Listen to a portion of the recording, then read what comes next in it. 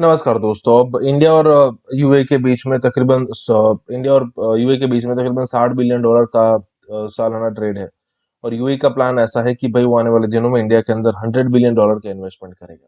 अब ये चीज एकदम आम है कि भाई अगर आपको या फिर आपकी कंट्री में से किसी भी बिजनेसमैन को अगर किसी दूसरी कंट्री के अंदर या फिर आपकी गवर्नमेंट को दूसरे कंट्री के अंदर कुछ ऐसी चीजें दिखाई देती है कि भाई अगर हम इस समय पर यहाँ पर इन्वेस्ट करेंगे तो हमें अच्छा खासा पैसा मिल सकता है, तो आप करेंगे। अब पाकिस्तान को ये लग रहा है कि भी आज भी वो मुस्लिम मुस्लिम भाई भाई वाला चूरण उनको बेचना है, उसको बेचना है। तो आज भी उसको लगता है कि भाई आज भी सऊदी और यूएई को ऐसा नहीं करना चाहिए, जबकि जमाना एकदम बदल गया है, दुनिया बदल गई है।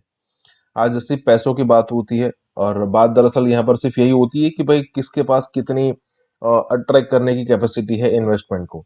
अब अगर मान लीजिए पाकिस्तान खुद को ऐसा कैपेबल बना लेता तो बात अलग थी, लेकिन ऐसा है नहीं।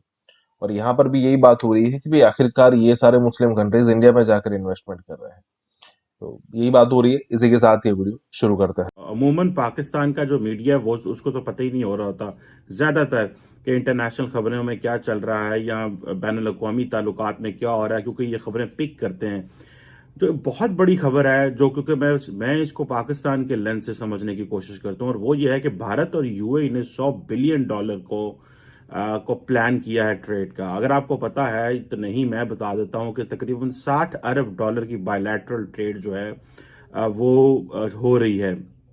और वो कह रहे हैं कि हमने जो है वो इसको $100 बिलियन पे लेके जाना है। भारत और यूएई ने 881 पेजेस के ऊपर एक डॉक्यूमेंट लिखा है, जो बेसिकली जिस इसे कहते हैं स्ट्रेटेजिक डायलॉग, जिसमें वो कहते हैं जी गुड्स सर्विसेज पे बात होगी, इंटेलेक्चुअल प्रॉपर्टी रिजीम पे बात होगी, स्मॉल एंड मीडियम एंटरप्राइजेस पे बात होगी, डिजिटल ट्रेड पे बात होगी, और सस्टेनेबिलिटी पे बात होगी। और वो कह रहे हैं कि ये बेसिकली 90%, 90% जो है वो दोनों ममालिक को फायदा होगा। अच्छा, अब ये जो चीजें, मैं अगर आपको सिर्फ स्टैटिस्टिक्स ही बता दूं सिर्फ, तो ये जो चीजें हैं वो कह रहे हैं कि इस वक्त भारत जो है उसको ये एडवांटेज है कि वो तकरीबन अपनी 40% जो ट्रेड है वो अपनी जो अरब ममालिक के साथ, अरब वर्ल्ड के साथ करेगा। और इस जो बायलैटरल एग्रीमेंट हुआ है भारत और यूएई का, ये तकरीबन तकरीबन 2% जो है यूएई की जीडीपी को जिसका फर्क पड़ेगा, जो कि तकरीबन $9 अरब है बाय 2023, बाय 2030। अब आप देखें कि ये कितनी बड़ी जो है वो इन्वेस्टमेंट है जो उन्होंने की है, क्योंकि जो क्या उसे बोलते हैं, इंडियंस ये समझते हैं कि हमें अगर जॉब्स लेनी है, मार्केट तक एक्सेस करना है, तो हमें इन इस तरह की मार्केट्स को टैप इन करना होगा। अब ये जरा थोड़ी सी एक ग्रेटर पिक्चर समझने की कोशिश करें। ग्रेटर पिक्चर वही है जिसमें अमेरिकन ये चाहते थे कि पाकिस्तान जो यूएई है और बाकी जो अरब ममालिक हैं वो रिकग्नाइज करें इसराइल को। अब जब यूएई ने इसराइल को रिकग्नाइज किया तो इंडिया और यूएई का रास्ता भी खुल गया। और आपको पता है कि फॉर लॉन्ग यूएई और इंडिया के जो ताल्लुकात थे अरब वर्ल्ड, वो बड़े डॉर्मेंट रहे, बिकॉज एक तो पाकिस्तान का बड़ी देर प्रेशर रहा, पाकिस्तान ने मुस्लिम उम्मा, ओआईसी, कश्मीर के मसले को बड़ा पकड़ के रखा। अब वो सारी चीजें जो हैं वो पीछे हट गई हैं। अब वो कहते हैं कि पाइन नहीं, हमने ये नहीं करना। आपको पता है कि तकरीबन 79 बिलियन डॉलर की रेमिटेंस जो है वो अरब वर्ल्ड से इंडिया की तरफ जाती है, जिसमें आप समझ लें, और पाकिस्तान में मेरा ख्याल है तकरीबन को $12 अरब आते हैं, जिसमें कोई 6.5 अरब सऊदी अरब से आते हैं, और बाकी कुछ जो कोई 4.3 बिलियन डॉलर हैं वो यूएई से आते हैं, और इस तरह बाकी जो है वो आते हैं। लेकिन ये सारे का सारा जो दोस्तों गेम चेंजर था, दैट वाज क्या उसे बोलते हैं, इब्राहिम अकॉर्ड था। अब इब्राहिम अकॉर्ड ने सारी की सारी एक्सेस दे दी उसको इसराइल को, मेन स्ट्रीम कर लिया। उधर से जो बाइडेन एडमिनिस्ट्रेशन है उन्होंने न्यू क्वाड की बात करना शुरू कर दी कि जिस तरह हमने Australia, India, Japan and America ने एक पार्टनरशिप बनाई है, हम उस तरह की एक पार्टनरशिप जो है वो इस खत्ते में भी बनाएंगे। अब मुझे ये बताएं, अब पाकिस्तान जो है वो अपने नए अलायंसेस डेवलप नहीं कर सका, ना मलेशिया से, ना ईरान से, टर्की से, हम बल्कि वो, और ना ही चाइना और रशिया से उस तरह हम कर सके, क्योंकि हम तो रिसीविंग एंड पे हैं। हमारा तो सबसे बड़ा जो प्रॉब्लम है वो है फायर फाइटिंग। फायर फाइटिंग से मुराद ये है दोस्तों कि इथू पैसे कट गए ने तो इथू फाड़ लो, उथू कट गए ने तो इथू फाड़ लो। That is not where the nations can lead. अब मुझे ये बताएं कि जब एमिरातीज जो है, दुबई की सरकार जब कश्मीर में पैसा लगाएगी तो हमने तो नहीं रोका उनको। लेकिन आपको याद है कि जब सी पैक पाकिस्तान कश्मीर और जीबी से गुजर रहा था तो इंडिया ने इसके ऊपर कहा था कि हम ये उन्होंने शोर डाला था। होना कुछ भी नहीं था, करना कुछ भी नहीं है, और उनको भी पता था कुछ नहीं होना। बट पॉइंट ये है कि आप अपना असर्ट तो करते हैं अपनी पोजीशन। अब ये जो $100 बिलियन की बायलैटरल ट्रेड है बिटवीन यूएई एंड सऊदी अरब, और ये आपको पता थोड़े महीने में, हर 1-2 महीने पहले नरेंद्र मोदी पीएम ने जाना था यूएई, लेकिन वो ना जा सके। तो अभी इन्होंने वर्चुअली जो है इस सारे मसले को जो वर्चुअल समिट की है, जिसमें इन्होंने ये सारा कुछ कर लिया। उन्होंने कहा ठीक है जी, हम ये $60 अरब से $100 अरब तक इसको लेके जाते हैं। अब मुझे बताएं, ये एक वो जिसे कहते हैं ना, एक पूरा ये एक ग्रेट ओपनिंग है। सऊदीज अमेरिकन क्या कह रहे हैं कि हम जो न्यू इंडो पैसिफिक डॉक्ट्रिन है, जिसको मेरा ख्याल है 99.99% पाकिस्तानियों ने नहीं पढ़ा और ना किसी को पता है कि वहां पे क्या हुआ है। जो न्यू इंडो पैसिफिक डॉक्ट्रिन है, या अगर पढ़ा होगा तो वो हमारी पॉलिसी में, इम्प्लीमेंटेशन में, या वो अवाम तक नहीं पहुंच रही कि हम क्या कर रहे हैं। जो न्यू इंडो पैसिफिक डॉक्ट्रिन है वो कहती है कि भारत जो है उसको हमने खित्ते की लीडरशिप देनी है। We have to give leadership of the region. और आपको पता है पाकिस्तान शुरू से एक चीज कहता रहा, वो ये कहता रहा कि हम भारत को यहां का पुलिसमैन नहीं बनने देंगे। अब ये देखें, अब पाकिस्तान इसमें साइलेंट भी है, पाकिस्तान खामोश भी है।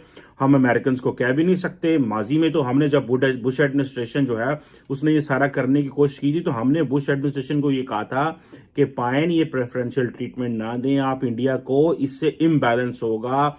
अनफिनिश्ड इश्यूज लाइक कश्मीर है, न्यूक्लियर जो है ममालिक हैं दो। लेकिन दुनिया ने over the period of time ये एनालाइज कर लिया कि पाकिस्तान एंड भारत जो है वो रिस्पॉन्सिबल मुल्क है when it comes to nuclear weapons. दोनों ममालिक अपनी न्यूक्लियर फैसिलिटीज की वो शेयर करते हैं।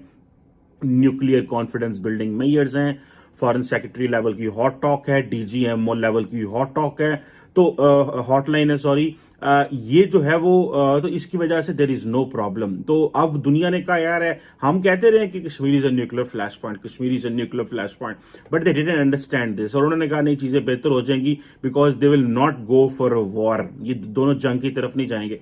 सो इस चीज ने बेसिकली ये चीज महसूस करा दी कि नहीं, पाकिस्तान के पास जो चॉइसेस हैं वो कम है, बिकॉज पाकिस्तान भी एक रिस्पॉन्सिबल मुल्क होने के नाते, जिस तरह दहशतगर्दी की जंग में हमने बड़ा नुकसान किया, बड़ी एफर्ट की, पाकिस्तान को एक रिस्पॉन्सिबल मुल्क बना और एक लॉ एंड ऑर्डर मेंटेन किया, जिसकी सब तारीफ करते हैं, जिसमें इंडिया भी तारीफ करता है। अगर आप कभी इंडियन से मिले, मैं यहाँ पे अमेरिका में बहुत सारे इंडियन से मिलता हूँ और वो ये कहते हैं कि ये पिछले कुछ अरसे में उन्होंने, पाकिस्तान ने बड़ा काम किया है। But any how, moving forward, मेरा जो टॉपिक है वो यूएई और इंडिया है।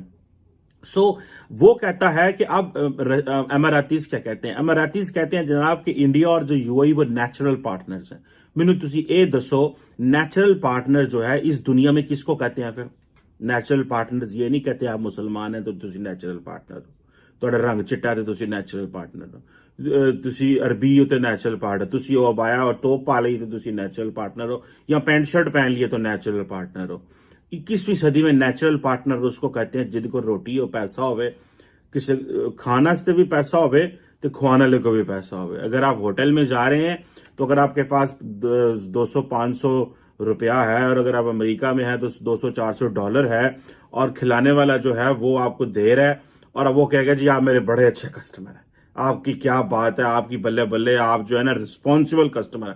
रिस्पॉन्सिबल कस्टमर का मतलब होता है तो आपको पैसे हैं, तुम रोटी खाना है। This is what the responsible customer is.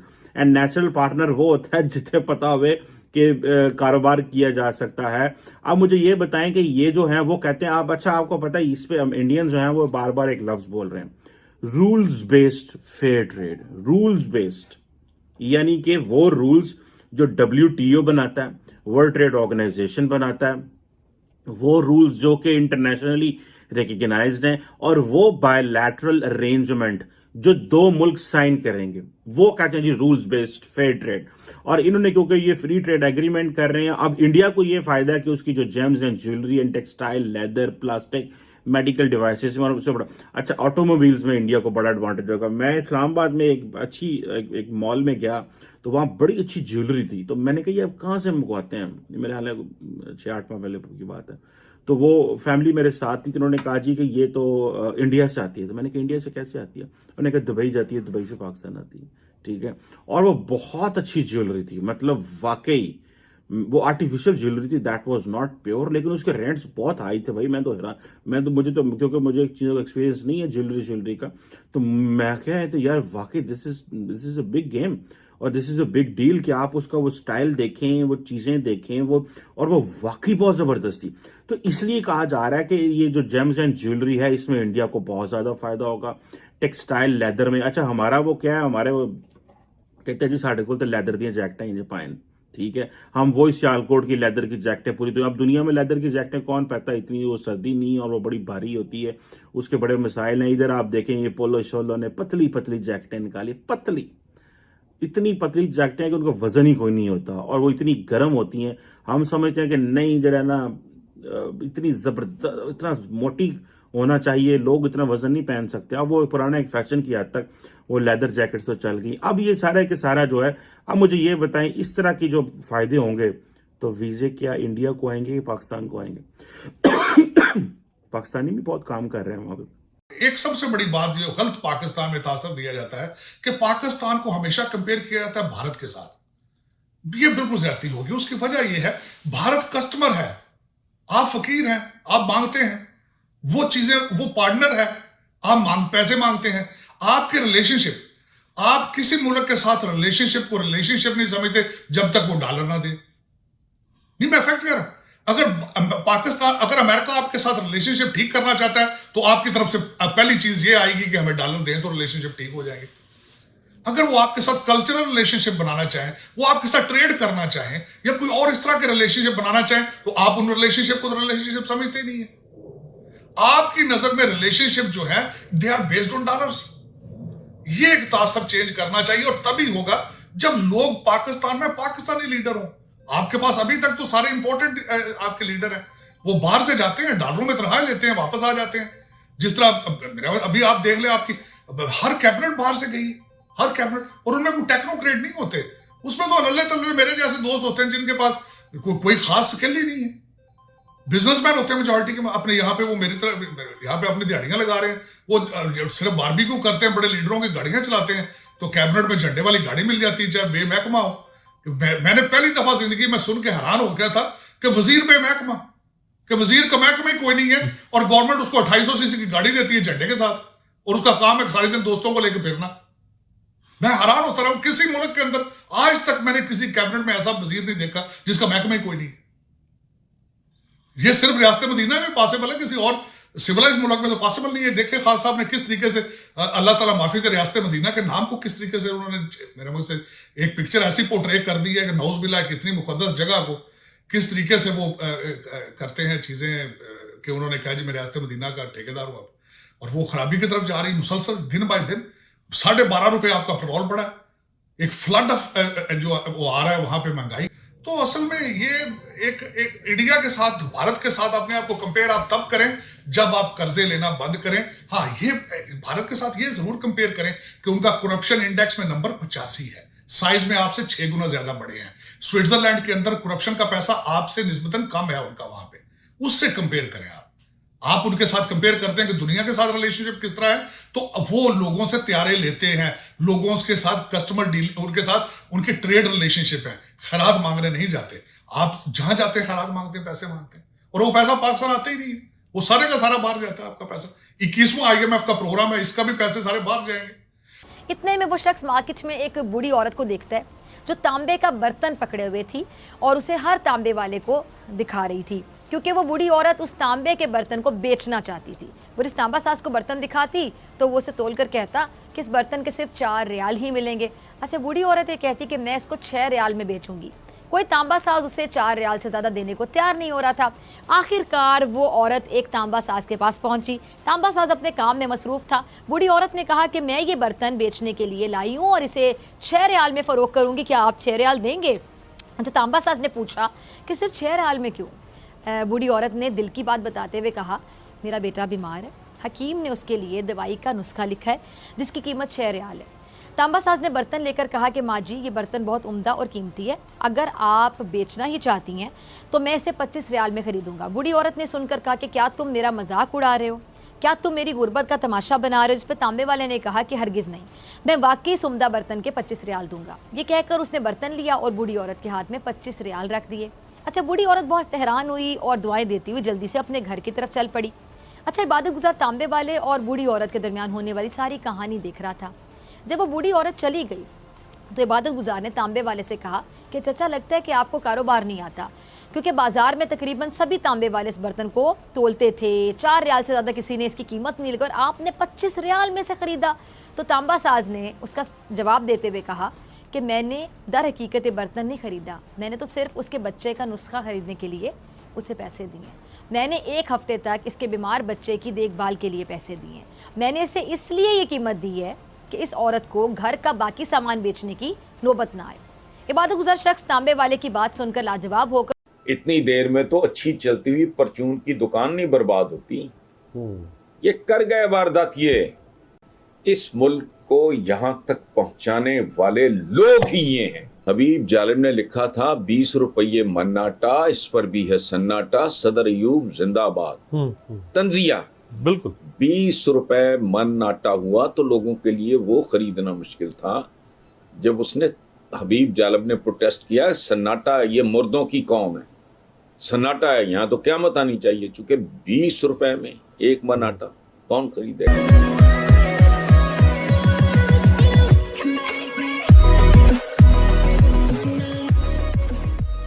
नमस्कार दोस्तों, अब यहाँ पर बात हो रही है लबो-लुबाब यही है कि भाई आज भी पाकिस्तान की सिचुएशन इतनी खराब है कि भाई बात करने से भी डर लगता है।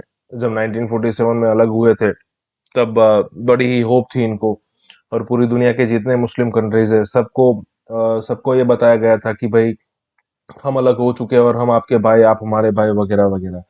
जब पाकिस्तान ने न्यूक्लियर बनाया, न्यूक्लियर बॉम्ब, तब भी उसका नाम इस्लामिक बॉम्ब रखा था। जब उन्होंने एक अलग अपना कैपिटल सिटी बनाया, उसका नाम भी इस्लामाबाद रखा था। मतलब एक पूरी दुनिया को अट्रैक्ट करने की बात यहाँ पर हो रही थी, लेकिन ये सारी की सारी चीजें धरी की धरी रह गई है।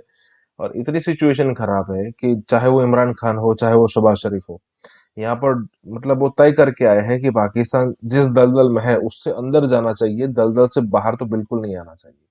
और यहाँ पर भी यही बात हो रही है कि भाई ये जो पाकिस्तान के लोग हैं ना, वही जो उन्होंने, उनके जो लीडर्स से उन्होंने जो चूरण बेचा है, उससे ऊपर अब तक नहीं आ रहे हैं। इसी के साथ ये वीडियो शुरू करता है। मोहम्मद अली एक हमारे प्राइम मिनिस्टर, तो पहले फाइनेंस मिनिस्टर भी थे, उन्होंने कहा था कि वो वक्त दूर नहीं है, जैसे ये कल्चर शुरू कर्जों का अगर ये होता है कि पाकिस्तान को कर्ज चुकाने के लिए भी कर्ज लेना पड़ेगा। सही बात। ये वक्त भी हम भी देख चुके, आप भी देख चुके। अब क्या है, और ये कौन लोग हैं? इस मुल्क को यहां तक पहुंचाने वाले लोग ही ये हैं। फवाद चौधरी साहब भी वजीर आजम पाकिस्तान के हमनवा निकले। उन्होंने इरशाद फरमाया कि पाकिस्तान में कई करोड़ इंसानों के इस देश में, इस एक एटमी पाकिस्तान में, फवाद चौधरी के वर्ड ऑफ माउथ से आपको सुनने के लिए आ रहा है, इसलिए कि ये वही फवाद चौधरी हैं जो मुशर्रफ अंकल की कैबिनेट में थे। एक मिलिट्री डिक्टेटर की कैबिनेट में जो आदमी वजीर था, उसके बाद जो आदमी पाकिस्तान पीपल्स पार्टी का झूला झूलता रहा, आसिफ अली जरदारी साहब को अपना पीरो मुर्शिद मान करके, गिलानी साहब को मैं अपने प्रोग्राम में 3 दफा चला चुका हूं, अब नहीं चलाऊंगा भाई। गिलानी साहब को उस जमाने में इन्होंने, जब कोर्ट ने उनको सजा दी थी, ये उस वक्त गिलानी साहब को रहमतुल्लाह अलैह बताया करते थे, जिसकी पादाश में इनको गिलानी साहब ने, वो भी इनसे धोखा खा गए थे, अपना सियासी मुशीर लगाया था, मुशावरत के दर्जे पर फायज हो गए थे। और अब वही आदमी जब खड़ा होकर के ये कह रहा है कि पूरे पाकिस्तान में जो तीसरी मर्तबा यही बात घुमा फिरा करके किसी और आदमी के बारे में कह रहा है। फरमा रहे हैं फवाद चौधरी साहब के अपोजिशन रहनुमा बौने हैं, 6.5 फुट, 6.25 फुट के हैंडसम बाज आए हम तो 13 रुपए। अशियाए सर्फ महंगी से महंगी, कुव्वत खरीद में नहीं आ रही। घी की कीमत में घी माफिया ने सबसे ज्यादा सुनी जाती है, यह कहना है अगेन वजीर इत्तलात फवाद चौधरी साहब का। सर ये तो बात आपकी ठीक है, शायद ऐसा ही हो कि खान साहब की दुनिया में सबसे ज्यादा सुनी जाती है। नहीं अगर सुनी जाती तो वो बेबस मजबूर पाकिस्तानी अवाम की कसर वजीर आजम में नहीं सुनी जाती। वजीर आजम हाउस से टकरा कर हमारी ये सदाएं, ये चीखें, ये आहो बका, ये आहो फुहा लौट आती है। एक शेर भी जहन में आया था लेकिन माजल्ला बड़ा ही मुशरिकाना था, इसलिए मैंने खुद ही इस शेर का गला घोट दिया। वजीर आजम पाकिस्तान काबीना में तोसी फरमाने वाले हैं, इसका इंदिया दिया है अगेन फवाद ग्रेट चौधरी साहब ने, जो इस वक्त वजीर इत्तलात हैं। और यकीन जानिए पाकिस्तानी लूली लंगड़ी जमहूरियत के लिए काबीना की यह तोसी ऐन जरूरी है। एटमी रियासत को हेलीकॉप्टर, जहाज, टैंक कुछ नहीं मिल रहा था अपने लोगों को बचाने के लिए, और वो जिन पर हम तवर्रा करते हैं, जिनको हम मतून करते हैं, जिनको हम बुनियाद पसंद टेररिस्ट कहते हैं, उसमें मुल्ला उमर के लड़के का, वजीर दिफा का हाल यह है कि एक लड़के को, 6 साल बच्चे को कुएं से रेस्क्यू करने के लिए वहां खुद खड़ा है वजीर दिफा। पाकिस्तान में वजीर दिफा जो बेचारा अपना ही वजीर दिफा अपनी दिफा करने से मजबूर है। बदकिस्मती से हमारी मैशत उतनी ज़्यादा मुतहम्मिल नहीं हो सकती। हम इतने ज़्यादा अमीर मुल्क नहीं हैं कि हम अपनी आवाम को उतना रिलीफ दे सकें। इस मुल्क में महंगाई है, गोया इससे बड़ी खुशी की खबर क्या होगी कि किताले फी सबिलिल्लाह तो नहीं, ताहम किताल करने के बाद, माशी किताल करने के बाद, 13 रुपए का तोहफा देने के बाद, आलमी मंडी कह लें, रशिया के प्यूटन पे इल्जाम डाल दे या किसी और अल्लाह मारे का नाम ले लीजिए, लेकिन पाकिस्तान अब भी दुनिया का सबसे सस्ता मुल्क है। सर, तालीम बालगा का ये सिलसिला कितना तवालत अख्तियार करेगा आपके ख्याल में? शुक्रिया जी। गुजारिश ये है कि अभी हमारे भाई भी फरमा रहे थे कि आलमी मंडी में पिछले दिनों 4% तेल पेट्रोलियम मसनूआत की कीमतें कम हुई हैं। और अगर आप इसका मुआवजना थोड़ा पीछे चले जाएं, पीपल्स पार्टी की गवर्नमेंट से कर लें, तो वहां पर आप देखें कि उस वक्त तकरीबन 108 डॉलर का बैरल था और पाकिस्तान पीपल्स पार्टी ने 100 के करीब 100 रुपए लीटर के हिसाब से यहाँ पर तकरीबन दिया। अब 91 डॉलर का है बैरल और ये 108 का दे रहे हैं हमारे अपना अवाम के लिए। तो यहाँ पर आप इनका फर्क देखें, गवर्नमेंट को रिलीफ देना चाहिए अवाम को, और जब इंटरनेशनल मार्केट में कीमत कम होती है तो उसके हिसाब से भी अगर बढ़ा रहे हैं तो फिर उसके हिसाब से कम भी करनी चाहिए। जबकि यहाँ पर ये चीज ये नहीं करने जा रहे।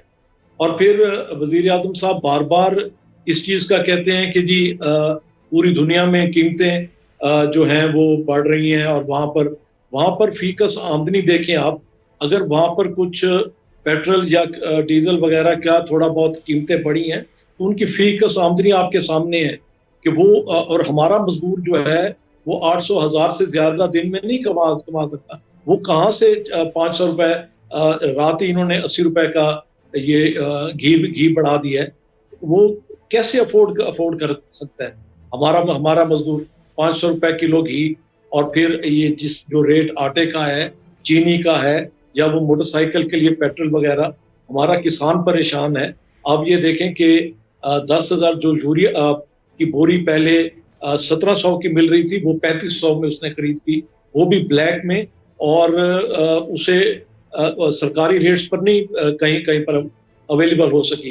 डीएपी जब उसने गन्ना काश्त करनी थी, अब मक्की काश्त करने जा रहा है सेंट्रल पंजाब, तो अब कंडीशन ये है कि वो जो 4600 की 4600 का बैग आ रहा था डीएपी का, वो 10 से 12,000 में अब मिल रहा है। और इन्होंने साथ ही ये डीजल के रेट्स जमहूरियत की खैर और बरकत।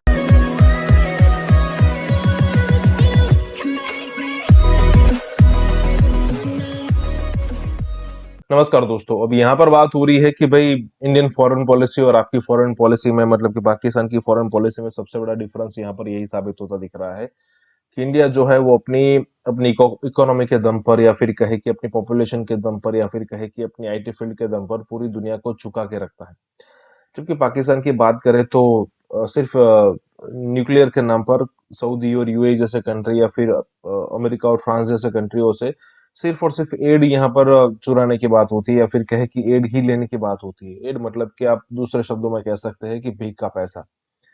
अब सऊदी और यूएई जैसे कंट्रीज देते रहते हैं क्योंकि वो अपनी आर्मी नहीं बना सकते, तो उनको भाड़े के टट्टू चाहिए, तो यहाँ से ले लेते हैं।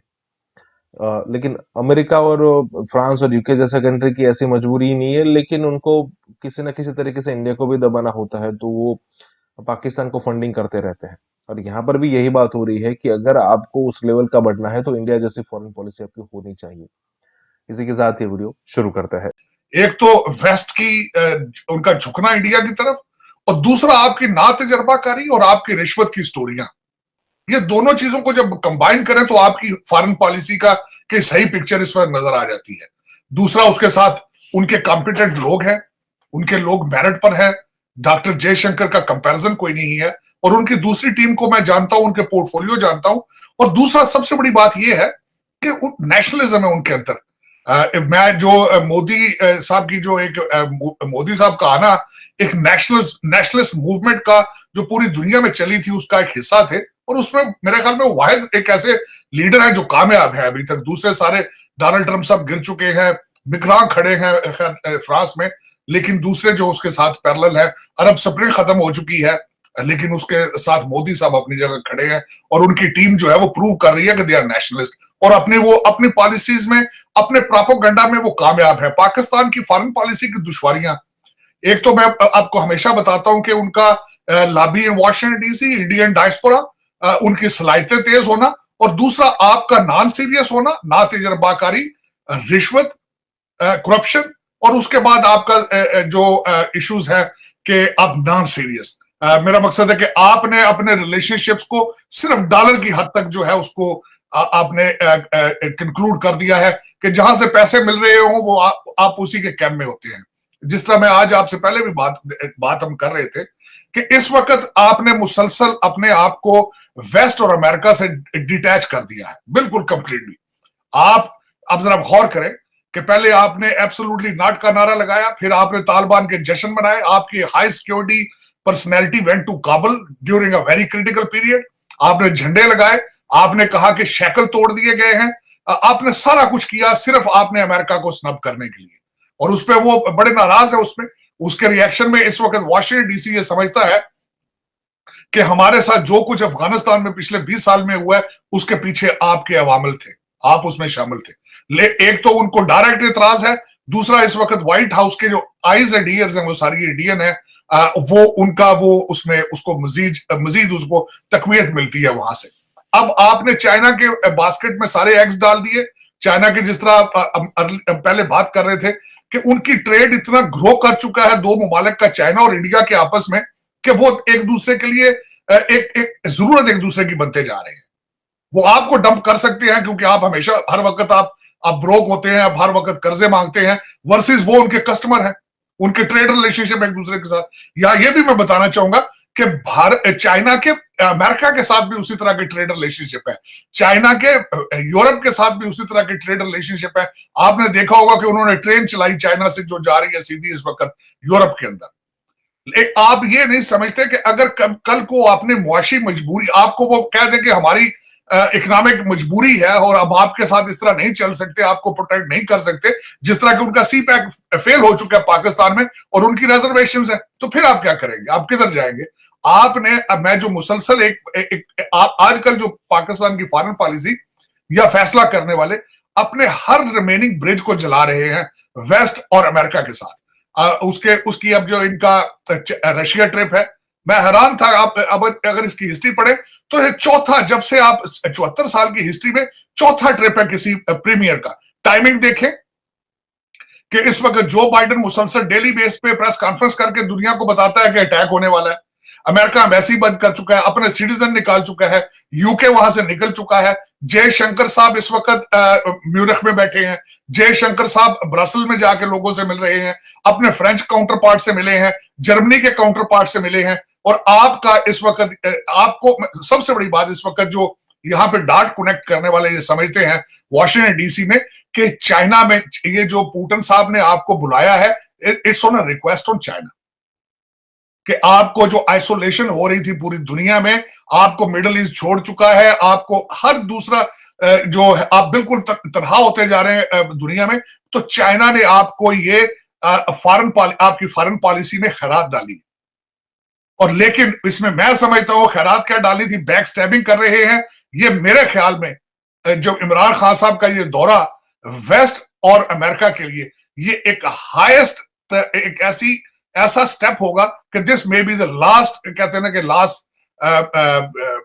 Last nail in the coffin, कि इसके बाद आप ऐसे पॉइंट पे चले जाएंगे कि there is no point of return.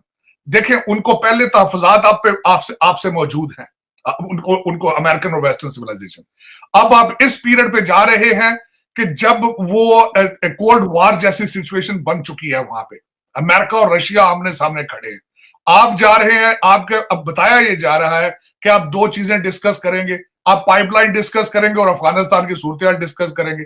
Pipeline क्या डिस्कस करनी है, आपके पास सी पैक आपसे चल नहीं रहा, कर्जे आप मांग रहे हैं रशिया से और काजाकिस्तान से, तो पाइपलाइन तो पैसों से बनेगी ना। ये मेरा मकसद है या तो कागज की बनानी पाइपलाइन, तो उसमें आपके पास पैसे मौजूद नहीं है। अफगानिस्तान जो है वो किसी की बात मानने के लिए तैयार नहीं है, इंक्लूसिव गवर्नमेंट वो बनाना नहीं चाहते, जर्नलिस्टों को वो मार रहे हैं, खवातीन को वो मार रहे हैं, दुनिया से वो मिलकर चलने के लिए तैयार नहीं है। तो ये क्या बातें होंगी। और दूसरा, मैं हैरान हूं, मेरे लिए एक सबसे बड़ा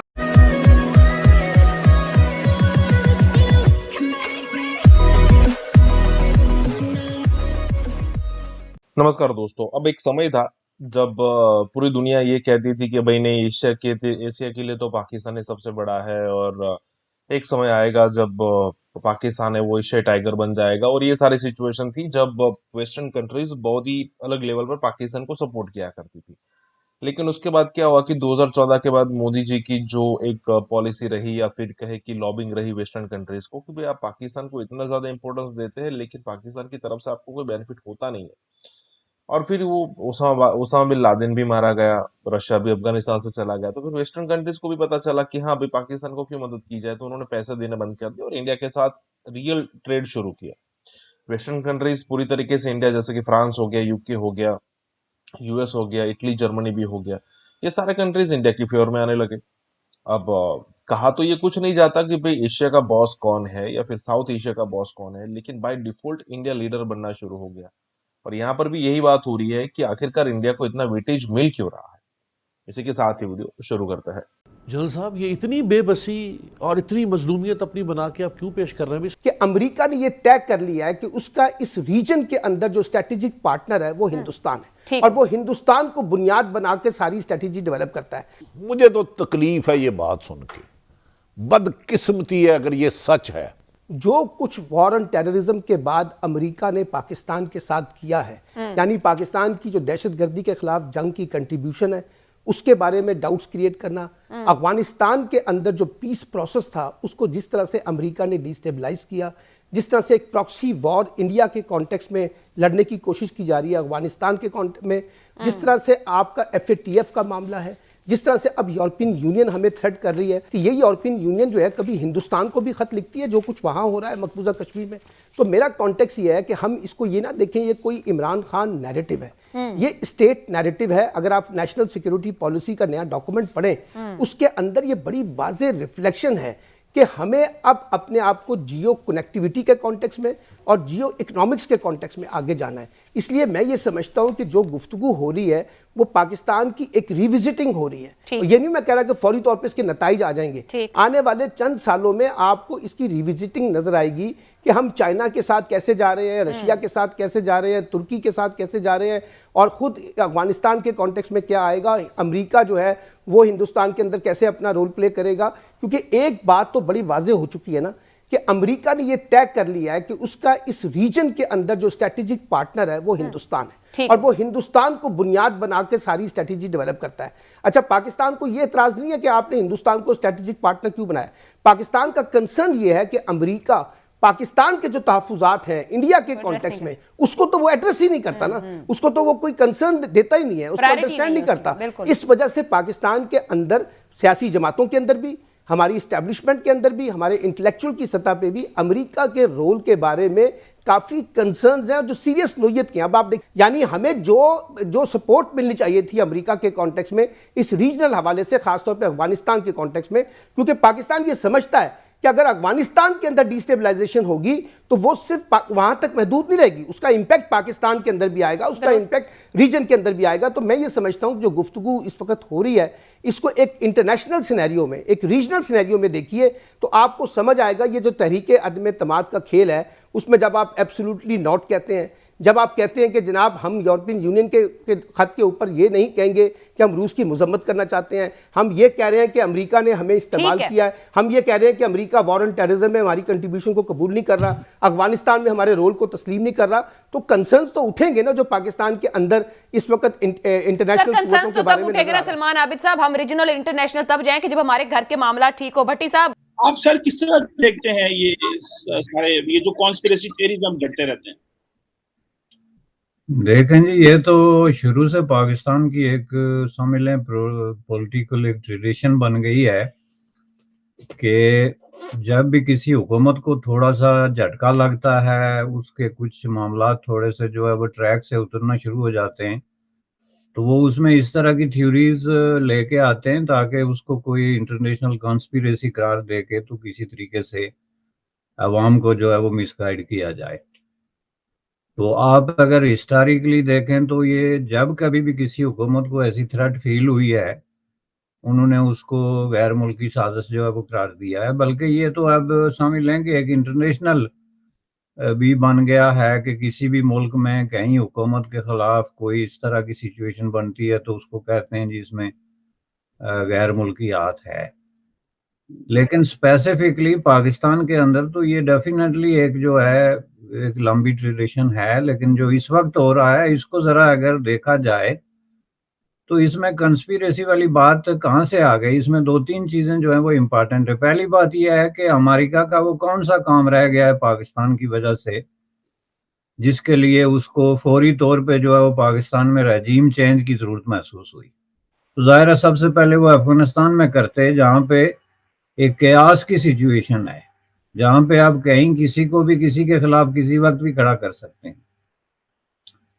तो जिस तरीके से वो बेबसी की सिचुएशन वहां पे क्रिएट हुई, नंबर एक। नंबर दो, पाकिस्तान ने अगरचे उसकी पॉलिसी रिग्रेसिव रही है अफगानिस्तान के हवाले से, लेकिन उन्होंने आखिर वक्त तक जो है वो यूनाइटेड स्टेट ऑफ अमेरिका के साथ तावन किया है अफगानिस्तान के इनखला के हवाले से। यानी आप पूरे तरीके से नहीं कह सकते कि उन्होंने किसी चीज़ पे ना कहा हो, अदर देन आखिर में वो जो एक ऐसे ही कंस्पिरेसी थ्योरी थी कि जी यहाँ पे कोई अड्डे मांग रहे हैं या फ्लाई जोन मांग रहे हैं, which was in fact a big conspiracy theory. उसमें भी कोई हकीकत नहीं थी, ना किसी ने मांगे ना किसी ने इनकार किया। तो ये जो है अब पाकिस्तान का इस वक्त जो सिचुएशन है, पाकिस्तान बेसिकली इस वक्त एक ट्रबल वाटर्स में जिसको आप कह रहे हैं चल रहा है, सेल कर रहा है। अभी आप देखें कि FTF की तरफ से उसको एक बार फिर जो है वो लिस्ट में रखा गया और उसकी आखिरी जो है वो शर्त उन्होंने पूरी नहीं की। अब उसके बाद जो दुनिया में हालात पैदा हो गए हैं ये रूस यूक्रेन इशू की वजह से, उसकी वजह से भी बहुत बड़ा एक जो है उनको कॉर्नर होना पड़ा खुद ही अपनी इस हरकत की वजह से या अपनी इस पॉलिसी की वजह से। तो ऐसे मौके पे मैं यूनाइटेड स्टेट ऑफ अमेरिका को क्या ऐसी ज़रूरी चीज़ पड़ गई, नंबर एक कि वो रजीम चेंज करे, और दूसरा ये कि उनके पास मुतबादल क्या है। कि फॉर एग्जांपल अगर वो समझते हैं कि कोई बहुत अर्जेंट किस्म का काम है तो इसमें एक मुतबादल लीडर सामने आता है ना जी कि ये लीडर है और ये आएगा तो ये इस तरह की पॉलिसी चलाएगा। इस वक्त वहाँ पे जो सिचुएशन बन चुकी हुई है वो पाकिस्तान की तरफ से तो कोई उसमें बात नहीं है, वो तो अमेरिका की अपनी एक जो लागी बंदी किस्म की पॉलिसी है जिसको हिस्टोरिकल पर्सपेक्टिव में रख के देखना चाहिए कि बहुत पहले अमेरिकी लीडर ये डिक्लेयर कर चुके हैं कि पाकिस्तान के साथ अब हमारे ताल्लुकात उस नहज पे नहीं हो सकते जिस पे माजी में चलते रहे हैं। और यही वजह है कि उन्होंने इंतहाई क्रूशल टाइम पे भी जो है वो पाकिस्तान की जो टॉप लीडरशिप है जिसमें इमरान खान शामिल है उससे रब्ता नहीं किया या उससे बात तक करनी जो है वो गवारा नहीं की। अभी आपने देखा है कि ये जो सेनेट में डिस्कशन हुई है अमेरिकी सेनेट में, उसमें जो इम्पोर्टेंट जो डिबेट था वो यही था कि अगर आप पाकिस्तान की पॉलिसी को डिस्कस करना चाहते हैं कि उन्होंने रूस का दौरा किया या यूक्रेन के मामले पे उन्होंने वोटिंग में हिस्सा नहीं लिया, तो सवाल ये उन्होंने उठाया कि क्या आपने उनसे बात की, तो जाहिर है उसका जवाब ये था कि नहीं। तो इसका मतलब ये है कि दरवाजे जो हैं वो यूनाइटेड स्टेट ऑफ अमेरिका की तरफ से भी बंद हैं, बल्कि ही बंद हैं, और जब तक वहां से ओपनिंग नहीं होती है किसी तरीके की, या इमरान खान साहब की तरफ से तो कोई देर नहीं है, वो तो तैयार बैठे हैं कि कोई अगर इनविटेशन किसी तरीके से मिल जाए, किसी तरीके से कोई नेगोशिएशन का दरवाजा खुले। तो बुनियादी तौर पे इस वक्त जो प्राइम मिनिस्टर इमरान खान की पोजीशन है वो बहुत ही एक हेल्पलेस किस्म का, एक हाईली आप यूं समझ लें कि रिस्क पे बैठे हुआ बंदा है, जिसको मैं नहीं समझता कि किसी इंटरनेशनल कुव्वत की जरूरत बनती है कि वो उसको टॉपल डाउन करे या उसको चेंज करे, ख्वाह उसका इशारा आप किसी की तरफ ही क्यों ना करें।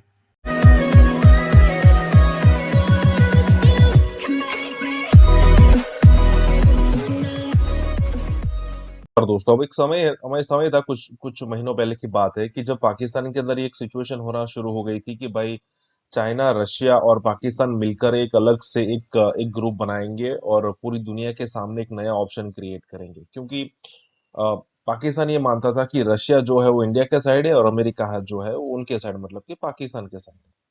अब इसके बाद हुआ ये कि इंडिया के रशिया के साथ तो रिलेशन मेंटेन रहे, अच्छे रहे, लेकिन अमेरिका के साथ भी रिलेशन अच्छे होना शुरू हो गए। तो उसके बाद आखिरकार सिचुएशन क्या थी कि भाई अब पाकिस्तान को लगा कि भी दोनों तरफ इंडिया घूम रहा है। तब एक इंसिडेंट ऐसा हुआ कि भाई पाकिस्तान को लगा कि भाई नहीं, रशिया के साथ इंडिया के रिलेशन खराब हो रहे हैं तो हम उस तरफ चले जाते हैं, लेकिन ऐसा हुआ नहीं। रशिया ने लात मार दी पाकिस्तान को, भाई हुआ यूं, क्योंकि आज भी जो इंडिया है वो रशिया का बहुत बड़ा बायर है। तो यहाँ पर यही बात हो रही कि उस रशिया के साथ आप खड़े थे या फिर आप जाना चाहते थे, जिस रशिया ने 1971 के अंदर पाकिस्तान के दो टुकड़े, मतलब कि आज का पाकिस्तान और आज का बांग्लादेश बनाने में मदद की थी इंडिया को। अगर वो ना आया होता, रशिया ने तैयारी ना दिखाई होती, तो फिर अमेरिका इंडिया पर हमला कर ही देता। यहाँ पर यही बात हो रही है। इसी के साथ ही वीडियो शुरू करता है। मैं कह रहा हूँ 1% से भी कम आपकी रूस से ट्रेड है। रूस आपका पाकिस्तान तोड़ने में शामिल रहा, हमेशा इंडिया के साथ रहा। 1% के लिए आपने जो इंटरेस्ट है सबको खतरे में डाल दिया। 7वां बहरी बेड़ा रूस ने भेजा था, वो तो अमेरिका ने भेजा था। फैसला पहले नहीं, इंडिया को साथ किसने दिया था 71 में? पहली बात तो ये है कि हमारी अपनी गलती थी। दूसरी बात ये है कि हमने अमेरिकन ब्लॉक में होने की वजह से जलील हुए थे। रूस तो पाकिस्तान के साथ नहीं ना था 71 में, हमारे साथ नहीं था, लेकिन रूस ने को डायरेक्ट फौजें भेजी थी यहाँ पे। नहीं भेजी, इंडिया को तो सपोर्ट किया था। इंडिया को सपोर्ट कर रहा था। तो लियाकत अली खान साहब ने रस्सी उधर भेजता सी ना। साहब ये दुनिया में तो मरवाया ना मलक साहब, इंडिया को तो अब फिर अमेरिका भी सपोर्ट कर रहा है, माशी तौर पे भी और दफाई तौर पे भी। लेकिन हमारी एक स्ट्रेटेजी होनी चाहिए। ये तो फॉरेन एक्सपर्ट चाहते हैं तमाम ममालिक को लेके चले और पाकिस्तान का मफाद देखें। सिर्फ एक बात कर रहा हूँ कि हमारे हुक्मरान नाअहल हैं, हमारी पॉलिसियाँ ठीक नहीं बनाते, मगर हमारे अवाम को ये मत बताएं कि हम उनकी भीख पे पलते हैं। यहाँ से जो लुट के जाता है हमारी दुनिया से, गरीब दुनिया से, इंटरनेशनल फाइनेंशियल इंटेग्रिटी के मुताबिक $2 ट्रिलियन चोरी करता है वेस्ट, यहाँ पे यहाँ से लेके जाता है। तो उसको रोको यार, लोगों को बताओ तुम्हें। और एक और भी बात, जितने मेहनत कश इंडिया और अमेरिका और यूरोप में वो एहसान करते हैं, वो काम जो नहीं कर सकते वो हम करते हैं वहां पे, वरना वो हमें देंगे।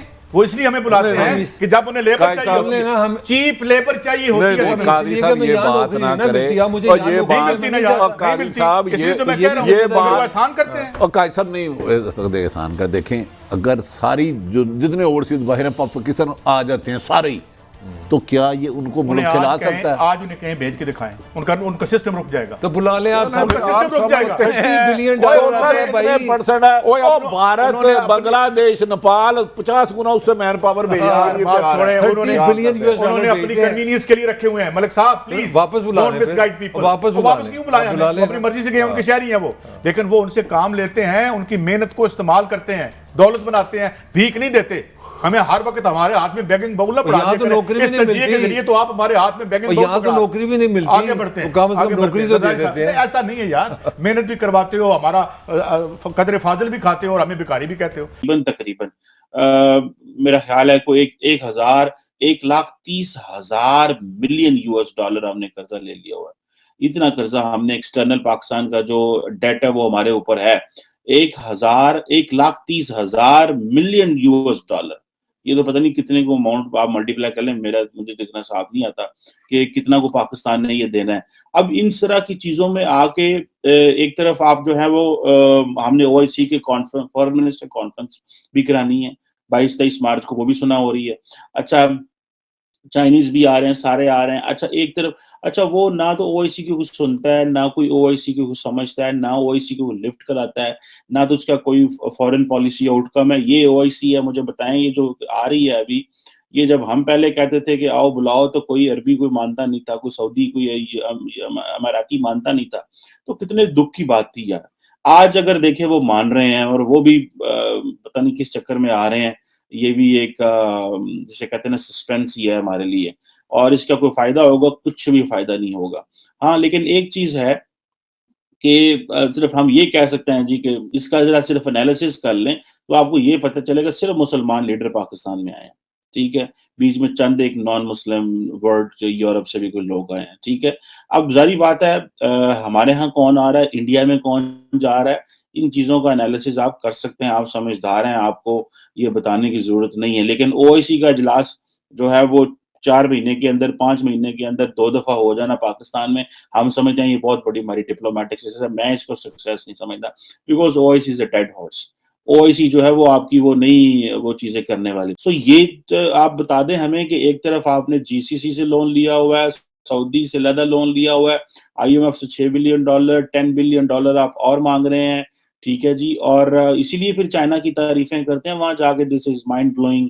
और चाइनीज का लेवल ही एक और है भाई। जब आपको पता है सुबह ये बात टेबल पे रखनी है कि $10 बिलियन का डिपॉजिट फंड दे दें और $11 बिलियन को रोल ओवर कर दे, तो इतनी हल्की फुल्की तारीफें तो मार्केट में चल जाती हैं। इससे क्या फर्क पड़ता है इमरान खान साहब को, और क्या फर्क पड़ता है कि ये हमें। लेकिन ये हमें बता दिया जाए कि क्या ये आईएमएफ प्रोग्राम इसी तरह चलता रहेगा? और सर जी इतने कोई 100 200 400 मिलियन से अगर इकट्ठा हो जाए तो आप फटाफट रिलीफ नहीं दे देते।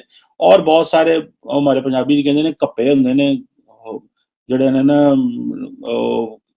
थावा होंदियां ने जिथे बंदा ला सकता है, आपने फटाफट रिलीफ दे दिया बिकॉज आपको पता अपोजिशन पार्टीज आ रही हैं। तो ये सिर्फ ये यार इतनी गंद है पाकिस्तान की सियासत में। और गंद पता है कहां से शुरू होता है दोस्तों? गंद वहां से शुरू होता है जब कोई सियासी जमात एक सिंपल मेजॉरिटी हासिल नहीं कर पाती, और सिंपल मेजॉरिटी हासिल ना करने की वजह से वो डिपेंडेंट रहती है अलायंस के ऊपर, और फिर वहां पे आ जाता है रोल एस्टैब्लिशमेंट का, और फिर वो ये सारे लीडरान एस्टैब्लिशमेंट की तरफ देखते हैं एक तरफ। दूसरा गंद ये होता है कि अगर ये पावर में आ भी जाए तो they do not have sufficient funds to run the country, they need to borrow the money. और भाई बोरो करना कौन सा काम है? वो तो किसी ऐरे गैरे नथू खैरे नो बा दो, लल्ली मुसल्ली को बिठा दो, को बहन जनाब मुल्क चला दो, ए तानू कर्जे के पैसे लेके दे हैं। और भाई गिव अस इनोवेशन यार। आपको बिठाया गया इस काम के लिए so that you can tell us के मतलब how things are moving and how can you move things.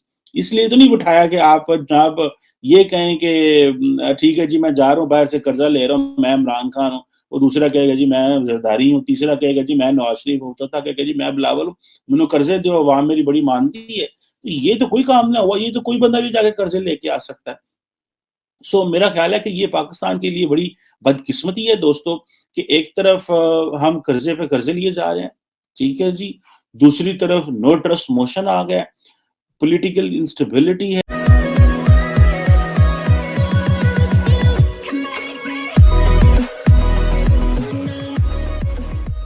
नमस्कार दोस्तों, अब यहाँ पर कमर चिमा का एक स्टेटमेंट है और उनका कहना ये है कि भाई नरेंद्र मोदी दुनिया के लीडर्स के साथ घुसकर बैठा है और अपनी प्रेजेंस बना रखी है। अब ये बात कोई रॉकेट साइंस है नहीं कि अगर आपके पास भी 22-25 करोड़ की पॉपुलेशन है, मतलब पाकिस्तान के पास, और 22-25 करोड़ की पॉपुलेशन छोटी पॉपुलेशन नहीं होती। अगर इंडिया आज पॉपुलेशन के मामले में फर्स्ट हो चुका है तो आप भी 6th या 7th है, जरूरी नहीं है। पाकिस्तान जापान के अंदर देखो, जापान है वो 3rd लार्जेस्ट इकोनॉमी है फिलहाल, लेकिन उसके पास पॉपुलेशन कितनी है?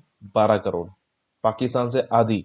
तो अगर आपको ऐसा लगता है कि भाई पॉपुलेशन से सब कुछ होता है तो वैसी बात है नहीं। सिचुएशन ये है कि पाकिस्तानियों को 1947 तक एक टारगेट था कि हमें एक अलग मुल्क बनाना है, अलग देश बनाना है, जो उन्होंने बना लिया, लेकिन फिर उसके बाद कोई गाइडेंस मिला नहीं। मोहम्मद अली जिन्ना के पास भी कोई गाइडेंस था नहीं, और अगर उसके पास कुछ बातें थी तो वो भाई साहब 1-2 साल में तो गुजर गए थे। इस दुनिया को अलविदा कह गए थे एक ऐसे देश बनाकर कि जहां सारे के सारे जिहादी थे। आज सिचुएशन ऐसी है कि 75-76 साल होने के बावजूद भी जब अमेरिका का पैसा आना बंद हो गया है, तो पाकिस्तान की सिचुएशन इतनी खराब हो चुकी है कि आटे के लिए लोग लड़ रहे हैं। अब किसने सोचा था? अब इंडिया की खराब सिचुएशन भी थी, लेकिन ऐसी सिचुएशन कभी नहीं आई है कि आटे के लिए लड़ना पड़े। इसी के साथ ही वीडियो शुरू करते हैं। आप देखिए इंडिया में नरेंद्र मोदी है, वो किस तरह अंदर घुस गया पूरी इंटरनेशनल लीडरशिप के अंदर। उसने अपना एक इमेज बनाया, ठीक है, और वो अपनी नेशन को आगे लेके ले गया बिकॉज एट हैंड घर में बहुत सारी चीजें हैं बेचने के लिए। घर भी कोई पौधे ने पल्ले नहीं तेला ते कर दी मेला मेला घर आपके देने को कुछ नहीं है। इंटरनेशनली तुसी कहंदे ਤੁਹਾਡੀ ऐसी दी तैसी। सऊदी और जो क्राउन प्रिंस मोहम्मद बिन सलमान है और इमराती जो क्राउन प्रिंस हैं शेख मोहम्मद बिन जैद, दोनों ने जो है वो यूएस प्रेसिडेंट की से बात करने से इनकार कर दिया है। और जो व्हाइट हाउस है वो कोशिश करता रहा कि प्रेसिडेंट बाइडेन जो है उसकी कॉल्स अरेंज की जाएं। और मजे की बात है कि अगर वेस्टर्न प्रेस को आप देखें, वॉल स्ट्रीट जर्नल को देखें, तो आपको ऐसे लगेगा जैसे पता नहीं डी फैक्टो लीडर्स जो हैं वो मिडिल ईस्ट में बैठे हुए हैं। तो इस तरह वो बात की जा रही है क्योंकि अब आपको पता है कि ऑयल प्राइसेस जो हैं वो बढ़ रही हैं। अमेरिका में भी यहाँ पे मैं हूँ, बहुत सारे दोस्तों से बात हुई है, किसी ने मुझे बताया कि कुछ ना कुछ कीमतें जो हैं वो बढ़ी हैं। और यूक्रेन की इंटरनेशनल सपोर्ट तो खैर मिडिल ईस्टर्न ममालिक ने की, लेकिन इसमें दोस्तों पाकिस्तान के लिए एक लेसन है। इधर एक पाकिस्तान के वजीर आजम साहब हैं जो इंतजार करते रहे बाइडेन साहब की कॉल का, और इधर एक तरफ देखें कि सऊदी और यूएई जो है उन्होंने डिक्लाइन कर दिया कि हमने बाइडेन से बात ही नहीं करनी। खैर सऊदीज के अपने मसले हैं, यूएई के अपने मसले हैं, वो मैं उसके ऊपर ज़रूर बात करता हूँ।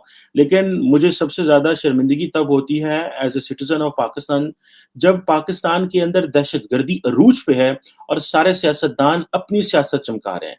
अभी प्रेसिडेंट अलवी साहब जो हैं, उनका मोटरकेड क्वेटा के करीब एक जो बलूचिस्तान में सिब्बी में उनका जो मोटरकेड जो था वो कहीं था, और वहाँ पे एक सुसाइड आई थिंक धमाका हुआ, जिसकी वजह से प्रेसिडेंट अलवी तो बच गए, लेकिन वो जो और ये एक सेकंड सुसाइड हुआ है पाकिस्तान में विद इन अ वीक। दहशतगर्द हमारे गलों को है और हमें पड़ी हुई है कि हमें एक दूसरे को किस तरह हराना है और किस तरह जताना है, और किसी बंदे का कोई ध्यान नहीं है, किसी पॉलिटिकल लीडर का। वो समझते हैं ये सिर्फ फौज का काम है, ये सियासतदानों का काम नहीं है। अगर कहीं पे दहशतगर्दी हो रही है, लॉ एंड ऑर्डर का मसला है, तो ये पुलिस जाने, ये हमें इन चीज़ों में ना घसीटें, हमें सिर्फ सियासत में रखें, हम सियासत करना चाहते हैं। ये जो जिसे आप कह लेना कि ये लैक ऑफ हार्मनी, पाकिस्तान में आजकल बड़े सेमिनार हो रहे हैं, बड़ी बातें हो रही हैं जनाब के पाकिस्तान में हार्मनी नहीं है, ये नहीं है, वो नहीं है। वो हार्मनी इसलिए नहीं है कि एक नेचुरल बॉन्ड उस तरह मुल्क के अंदर नहीं है लोगों के दरमियान। सब आर्टिफिशियल चीजें तलाश की जा रही हैं। कल किसी दोस्त से बात हो रही थी कि उन्होंने कहा जी कि देखें क्या जो यूक्रेन जैसे हालात बने हैं, अगर पाकिस्तान में इस तरह के हालात बने तो क्या सारा पाकिस्तान इसी तरह इकट्ठा यकमुश्त यक जिसे कहते हैं ना इकट्ठा होकर लड़ेगा? इसमें से बहुत सारे ऐसे सेगमेंट्स होंगे शायद जो हमारे खिलाफ ही लड़ना शुरू कर दें। ये बड़े सीरियस क्वेश्चन है, ये नेशनल हार्मनी के, नेशनल इंटीग्रेशन के। ना तो हम इन क्वेश्चंस को आंसर करना चाहते हैं, और अगर आंसर करना चाहते हैं तो किस तरह जो है वो हम करते हैं, वो जोर जबरदस्ती से लोगों को फोर्स करके कि नहीं तुम इस तरह बोलो, ऐसे रहो, जो हम कह रहे हैं वैसे करो। और यही नेशनल इंटीग्रेशन है, यही नेशनल हार्मनी है जो हम कह रहे हैं और हमें ना बताओ। खैर एनी हाउ, ये जो सऊदी क्राउन प्रिंस और यूएई के जो मोहम्मद बिन जायद साहब हैं, उन्होंने कहा जी कि फोन कॉल हम नहीं लेंगे। और सऊदी जो यूएस ऑफिशियल्स हैं उन्होंने ये डिस्कशन की है कि उन्होंने वो चाहते थे कि बात की जाए, जिसे वो कह रहे हैं कि अब किंग सलमान से तो बात हुई है, लेकिन वो यंग लड़कों से बात करना चाह रहे थे। लड़के ही कहेंगे बिकॉज वैसे तो वो बड़े उम्र है, एमबीएस की उम्र तो 36 साल, एमबीएस जेड की थोड़ी ज्यादा है। और जो सऊदीज हैं उन्होंने अपना ये सिग्नल कर दिया कि उनका रिलेशनशिप कमजोर हो गया है वॉशिंगटन के साथ। अच्छा पाकिस्तान ये चीजें नहीं कर सकता? अच्छा पाकिस्तान, अब सऊदीज वो नाराज है क्योंकि बाइडेन साहब ने आके यमन के ऊपर जो थी वो सपोर्ट खींच ली।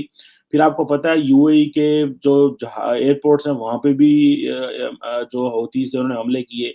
फिर बाद में उन्होंने कुछ वहां पे मदद वगैरह भेजी, लेकिन जो सऊदीज हैं वो समझ रहे थे कि हम अपनी मर्जी, अमेरिकन जी समझते थे हम अपनी मर्जी से जब मर्जी इनका मुंह मरोड़ सकते हैं, नाक मरोड़ सकते हैं, कान मरोड़ सकते हैं, लेकिन इस तरह मुमकिन नहीं है। और ऊपर से मजे की बात है, जो मोहम्मद बिन सलमान साहब हैं सऊदी अरब के, वो मल्टीपल उनके ऊपर लॉ सूट्स हैं यूएस के ऊपर, और वो खासकर जो जमाल खशोगी का वाकया था, इसकी बेस के ऊपर उन्होंने उनसे बात ही नहीं की। और ये अमीराती और उन्होंने अपने कंसर्न शेयर किए हैं कि भाई ये जो मिसाइल स्ट्राइक्स हमारे ऊपर हौतीस कर रहे हैं, जिसको यमन जो है वो में बैठे हुए हैं लोग हैं, और ये जो और फिर ईरान फैक्टर भी है उसमें, सारी बात है कि वो बड़ा इंपॉर्टेंट है। अब व्हाइट हाउस जो है वो, या बाइडेन साहब जो हैं वो चाहते हैं कि ताल्लुकात हमारे ठीक हों, बिकॉज़ उनको पता है कि जो ऑयल की प्राइसेस हैं वो तकरीबन $130 अ बैरल अब चली गई हैं 14 साल में, पहली दफा $130 अ बैरल चली गई हैं। और जो सऊदी अरब और यूएई वो कह रहे हैं ठीक है कीमतें बढ़ती हैं तो बढ़े, हमें क्या फर्क पड़ता है इससे, और ये सारा जो क्राइसिस पैदा होगा डाल दो बाइडेन के खाते में, तुमने भाई सैंक्शंस करने की कोशिश की, हमने तो नहीं सैंक्शन, तुम रशिया को स्विफ्ट से निकाल रहे हो, इसमें लेसन पाकिस्तान के लिए है। इसमें पाकिस्तान के लिए लेसन ये है कि आप, पहली बात तो ये है कि आप अपनी स्ट्रेंथ बिल्ड करते हैं, आप किसी न किसी स्ट्रेंथ पे खेलते हैं। हमारी आजकल क्या स्ट्रेंथ है? हमारी एक ही स्ट्रेंथ होती रही है पिछले 70-75 साल में कि हम सिक्योरिटी वाइज अवेलेबल होते हैं। हम सिक्योरिटी के मामलात में वेस्ट के साथ इंगेज करते हैं, भले कोल्ड वॉर हो, भले जो है 9/11 के बाद जो वॉर अगेंस्ट टेररिज्म हो, अदर देन दैट तो हमारे अंदर कैपेसिटी नहीं है। ये देखें कि ये आज भी उनके ऊपर डिपेंडेंट है, और क्योंकि अब $130 बैरल चला गया, ये आइंदा भी जा सकता है। अब वो सऊदी और अमाराती को कह रहे थे कि अपने ऑयल प्रोडक्शन है वो बढ़ाएं, और जो है वो अपनी वो करें, वो कह रहे हम क्यों करें भाई, ये आपका मसला है, हमारा मसला तो नहीं है। क्योंकि मसला तो अमेरिकन को नहीं है, अमेरिकन को तो शायद अपनी गैस और वो चीज़ें वो अपनी मेंटेन कर सकते हैं, लेकिन मसला यूरोप में है। तो ये जो चीज़ें हैं ये ऑब्वियसली पाकिस्तान के लिए प्रॉब्लम है, जब हमारे वज़ीर-ए-आज़म साहब जो हैं वो ईयू को गालियाँ देते हैं, और आपको पता है कि जो हम वज़ीर-ए-आज़म साहब के, प्राइम मिनिस्टर साहब के जो फाइनेंस मिनिस्टर साहब, ठीक है जी, और इमरान खान साहब जो हैं वो अपनी आई में जो मर्ज़ी कह देते हैं, क्योंकि उनको इस चीज़ से कोई गर्ज़ नहीं है। वो समझते हैं कि मैं जब पब्लिक में कह दूँगा एंटी अमेरिकनिज़्म तो मुझे तो मेरे वोट मिल गए, मैं तो पॉपुलिस्ट लीडर हूँ, मैं तो डायरेक्शन बदलने लगा हूँ। और भाई डायरेक्शन आप तब बदलते हैं जब आपके पास इतने वसाइल तो हों, डायरेक्शन बदल लें। आपको कोई मना नहीं करता डायरेक्शन बदलें, पर पहले लीडरशिप के पास इतनी स्किल होनी चाहिए कि वो पहले तो अपनी कैपेसिटी बिल्ड करे, रिसोर्सेज बनाए, पॉलिटिकल कोहेजन अंदर मुल्क के अंदर इकट्ठी करे, पॉलिटिकली अलाइन करे चीज़ों को, फॉरेन पॉलिसी का एजेंडा तरतीब दे कि हाँ, हमें वाक़ई ये करना चाहिए, नेशन को ऑन बोर्ड ले, पॉलिटिकल क्वार्टर्स को ऑन बोर्ड ले, हमें पता हो कि जी हम सारी मुल्क जो है वो डायरेक्शन बदलने वाला है। ये तो नहीं रात को आप कमरे में बैठ के अपने इस घर में बैठ के या अपने 4 दोस्तों में बैठ के फैसला कर लें कि जी सो अपनी डायरेक्शन बदलनी है मुल्क की। तो वो जो security state Pakistan as a security state है, पाकिस्तान कोई वेलफेयर स्टेट नहीं है। हम एक सिक्योरिटी स्टेट है, जो सिक्योरिटी स्टेट की नीड्स होती हैं, क्या वो आपकी रात को उठ के सुबह जो फॉरेन पॉलिसी पे यू टर्न लेने वाली है वो चीज़ें पूरी करता है? वो ऑब्वियसली नहीं पूरी करता। और ये जो अगर वो जो 23 अगर इनवॉइस ने लेटर लिख दिया है तो ठीक है, उनके साथ फॉरेन सेक्रेटरी बैठ के बात कर ले, फॉरेन मिनिस्टर उनसे बात कर ले। आप भी तो हर रोज उनको कश्मीर पे बुलाते रहते हैं कि जी ये मसला है, वो बेचारे आ जाते हैं, ठीक है। और ये आपने जो है, और आपको वैसे तो आप टीएलपी के साथ मुज़ाकरात करते हैं कि अगर यूरोप से ताल्लुकात खराब हुए तो 8 बिलियन यूरो की वो जो ट्रेड है वो तबाह हो जाएगी, 7 बिलियन यूरो की। अभी जो है आप जो है वो शोर डालते हैं कि नहीं मैं, क्योंकि आपको पता है आपने इलेक्शन जीतना है। सो ये खुदारा ये काम ना किया करें हमारे साथ। ये अगर सऊदीज को देखना है तो वो किस तरह डिसेंटली कोऑपरेशन भी है और साथ में डिस्प्लेयर भी शो कर दी बाइडेन पे। बाइडेन क्योंकि कॉल नहीं करता था मोहम्मद बिन सलमान को, और आज मौका आ गया और उन्होंने कहा ठीक है, और मोहम्मद बिन सलमान खामोशी से बैठा रहा, ठीक है यार जब बाइडेन को मेरी जरूरत पड़ेगी तो तब मैं आऊंगा, और उसके बाद उन्होंने खामोशी इख्तियार की। अच्छा, अब ये जो अभी यूएस ऑफिशियल्स को जरूरत पड़ गई है, अभी वो कह रहे हैं कि जो सऊदीज जो बाइडेन है वो काम कर रहा है कि हम अमारातीज को और सऊदीज को मिसाइल डिफेंस सिस्टम दें। अब ये काम तो रशिया करता है, अमेरिका ना किसी से कोई लेने देता है ना खुद को देता है। अब ये जो चीजें थी ये बेसिकली रशिया को, जैसे फॉर एग्जांपल आपको याद होगा मैंने इस पे अपने यहाँ पे एक वीलॉग बनाया था कि F-35 जो है वो यूएई जो है वो चाहते हैं कि हमारी डील ही कैंसिल हो जानी है अब, और वो ऑलमोस्ट नाकाम हो गई है और वो फ्रांस के पास है। अगर आपको याद होगा जब recently French president Emmanuel Macron आए थे, यूएई में आए थे, तो वो 80 एक राफेल जो थे उनका कॉन्ट्रैक्ट हो गया था और F-35 को उन्होंने पीछे छोड़ दिया, क्योंकि अमेरिका के अंदर वो जो ब्यूरोक्रेसी बहुत ज्यादा है, बड़ा स्लो काम कर देने, ठीक है। तो उन्होंने कहा ठीक है तुसी ये स्लो काम करो, हम जो है ना वो फ्रांस से ले लेते हैं। फ्रांस को अपना गुस्सा था क्योंकि अमेरिका ने, इंग्लैंड ने मिलके जो रशिया ऑस्ट्रेलिया के साथ उनकी न्यूक्लियर जो सबमरीन की जो डील थी वो कैंसिल कराई थी। तो वो जो सबमरीन की डील, और उन्होंने जी वो न्यूक्लियर पे चला, जी हमें न्यूक्लियर सबमरीन चाहिए, और वो उस पे चले गए और फ्रांस ने फिर बड़ा उस पे डिस्प्लेयर शो की और अमेरिका से और ऑस्ट्रेलिया से अपने एम्बेसडर बुला लिए। फिर बाद में जारी बात है फिर बाइडेन ने फॉरेन मिनिस्टर एंटनी ब्लिंकन को भेजा स्पेशली पेरिस और कहा यार कि ये मसला तो हमें इसको ना, ये तो ये होती है जब आप दूसरे के ऊपर, जब आप इंडिपेंडेंटली प्ले करते हैं। जब आप डिपेंडेंट हो तो आप, खान साहब आप तो उधर नहीं जा सके थे, मलेशिया नहीं जा सके थे, ਇੰਨੀ ਕੁ ਤੁਹਾਡੀ ਫੋਰਨ ਪॉलिसी स्ट्रांग है और ਕਹਿੰਦੇ ਹੋ ਗਾਲਾਂ ਕੱਢਦੇ ਹੋ ਪੂਰੇ यूरोप ਨੂੰ ਤੇ अमेरिका ਨੂੰ। देखें एज ए रिस्पॉन्सिबल सिटीजन और एज ए पढ़े लिखे पाकिस्तानी के तौर पर कि हमें समझना चाहिए कि हमें हमारे इंटरेस्ट किन ममालिक के साथ